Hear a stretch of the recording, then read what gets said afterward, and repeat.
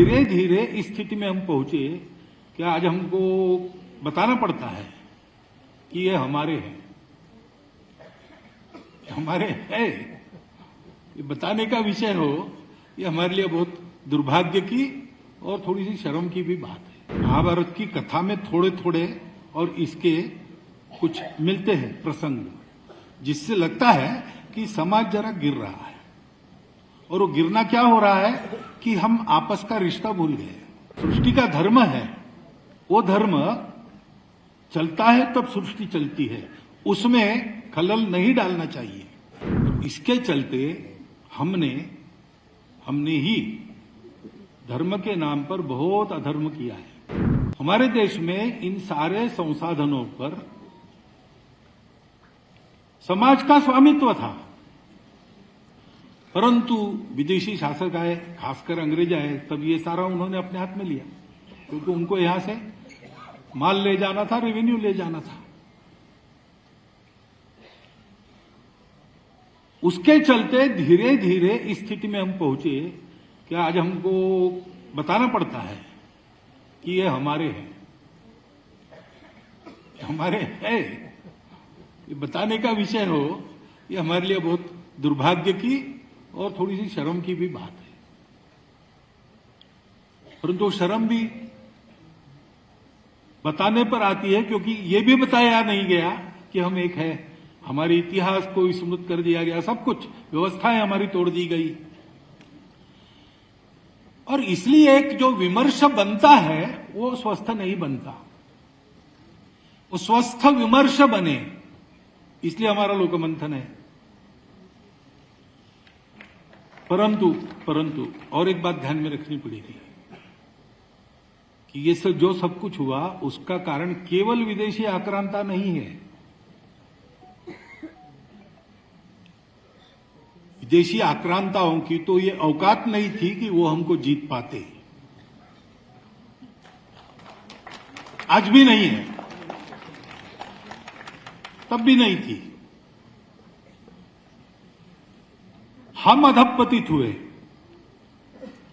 दीर्घकाल इस प्रकार से समृद्ध, समर्थ, सुरक्षित और प्रतिष्ठावान जीवन जीने के बाद कैसे होता है पता नहीं, लेकिन ऐसे होता है, हमको विस्मरण हो गया। हम कौन हैं, हम क्या करना चाहते, जीवन ध्येय क्या है हमारा। मध्य युग के नाटक वगैरह पढ़ेंगे आप, संस्कृत नाटक मृच्छकटिक जैसे, तो आपको ये चित्रण मिलेगा। महाभारत की कथा में थोड़े थोड़े और इसके कुछ मिलते हैं प्रसंग, जिससे लगता है कि समाज जरा गिर रहा है। और वो गिरना क्या हो रहा है कि हम आपस का रिश्ता भूल गए।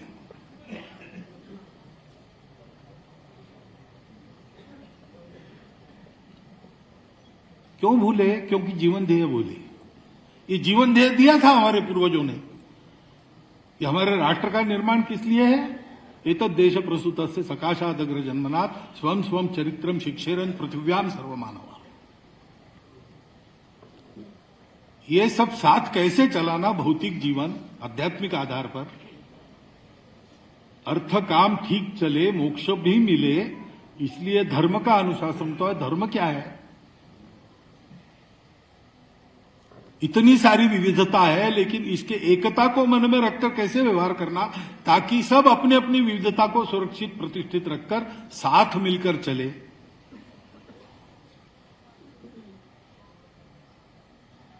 सृष्टि का धर्म है,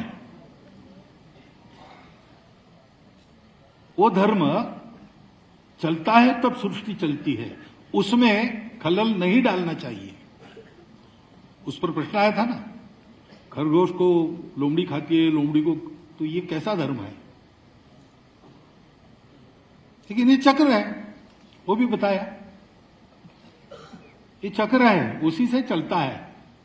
शिबिराणा की कथा में, और शिबिराजा के दरबार में वो कबूतर आता है, शिबिराजा उसको छुपा के रखता है, उसके पीछे बाज आता है और पूछता है वो कबूतर कहाँ है, खाना है। तो शिबिराजा कहता है नहीं, वो मेरी प्रजा है, मेरा आश्रय लिया है उसने, मैं नहीं खाने दूंगा, उसको बचाना मेरा धर्म है।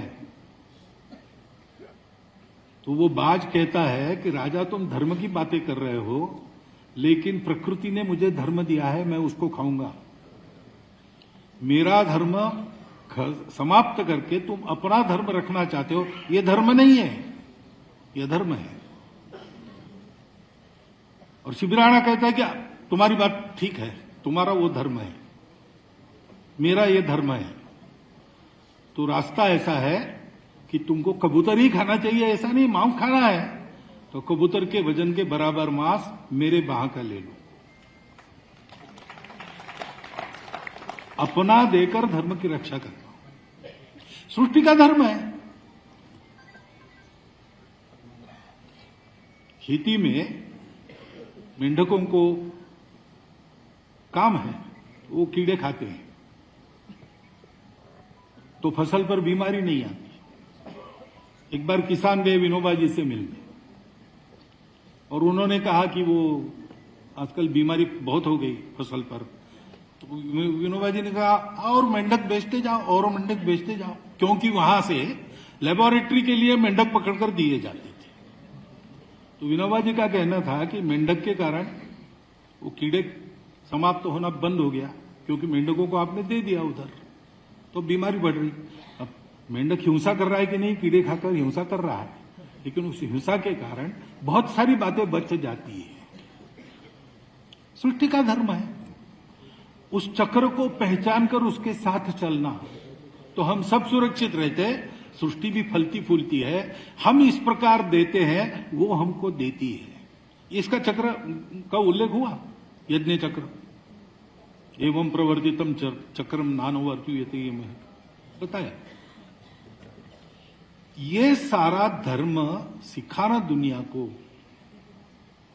ये हमारा जो जीवन ध्येय था हम भूल गए।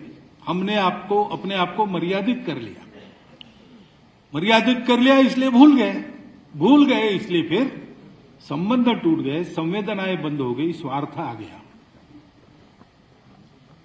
और इसके चलते हमने ही धर्म के नाम पर बहुत अधर्म किया है।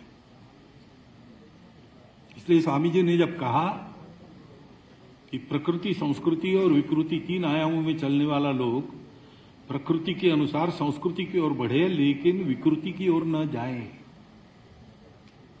ये भी देखना पड़ता है, वो देखा नहीं गया। इसके कारण हम दुर्बल हो गए और मुट्ठी भर लोगों के भक्ष्य बन गए।